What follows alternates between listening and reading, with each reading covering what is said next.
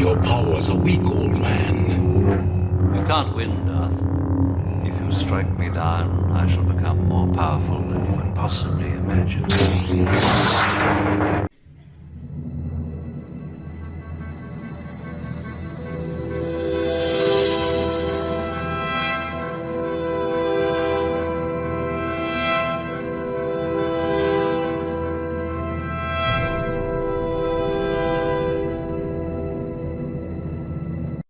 Robotic automation could move America towards Bernie Sanders style socialism.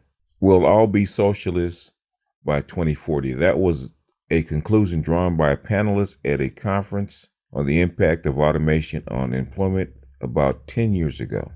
Since then, things have moved even faster than expected. Consequently, Bernie Sanders may get his finest wish. Robotic automation is creating the very real specter that we will be forced into socialism someday. We might well have a welfare state, whether we want one or not. In 2010, I would have thought people of Mr. Sanders and my age wouldn't live to see it. Now I'm not so sure.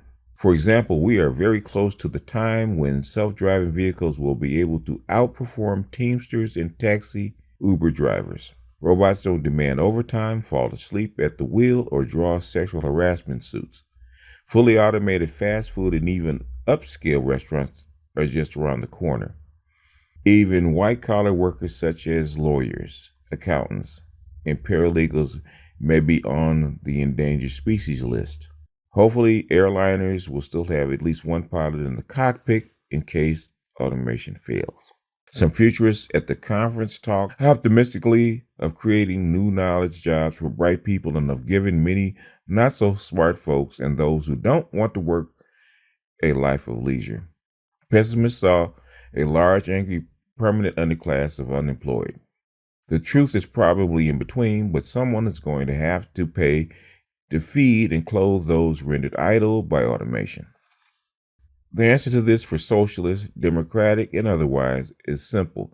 Raise taxes on those who still have jobs and tax the pants off corporate profits. Conservatives will point out that there will come a point where those who still have jobs or own businesses will think it not worthwhile to work, and corporations will lose the incentive to innovate.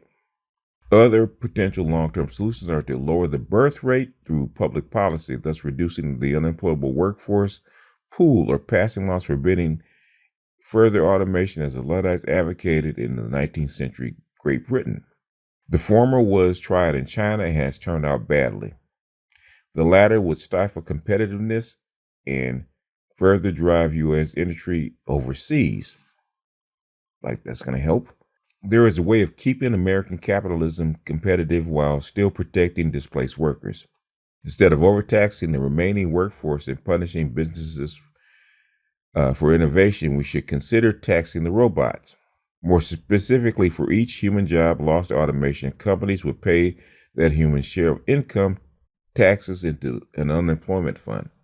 For example, if a displaced worker earned $50,000, the company would pay 25% of that into the unemployment pool.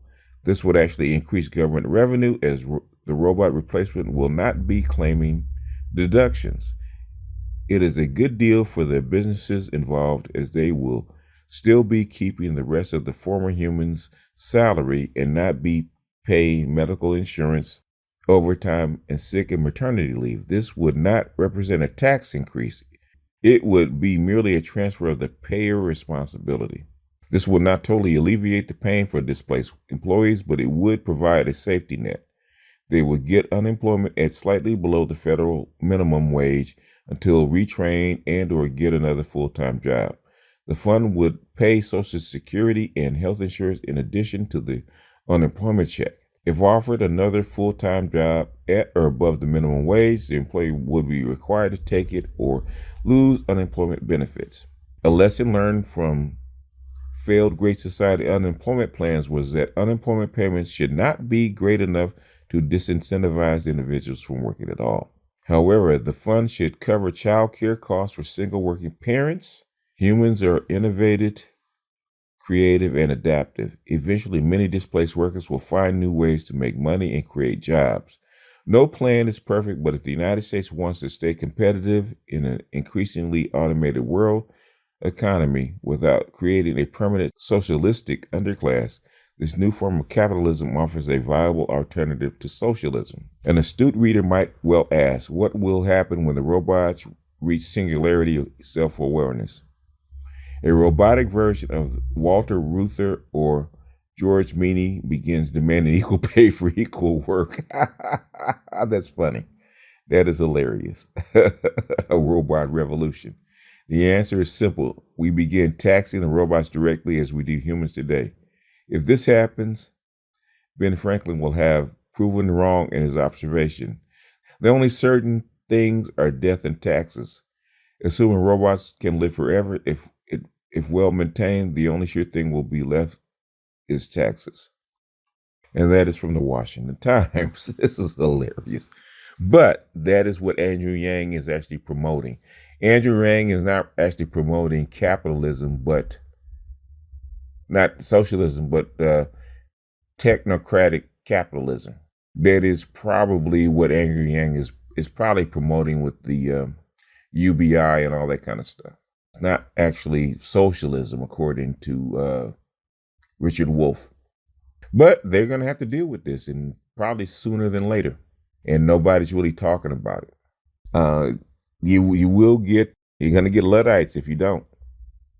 You're going to get Luddites, or you're going to get people that will destroy this economy if the people don't overdose themselves or drink themselves to death. And maybe that's what they're planning. Allow people to be comfortable enough to actually kill themselves. Kill themselves with boredom. Who knows?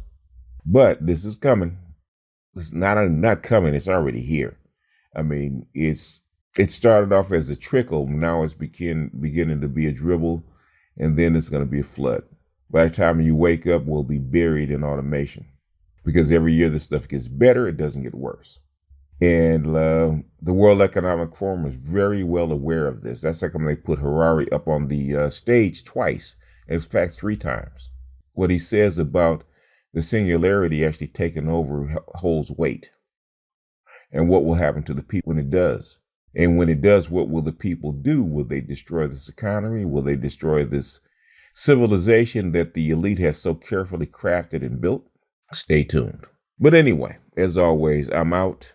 Hope you're prepared for this. Is what it is. 2020 is already starting to be one hell of a year. But this is BGS out, and I'll see you guys on the next one.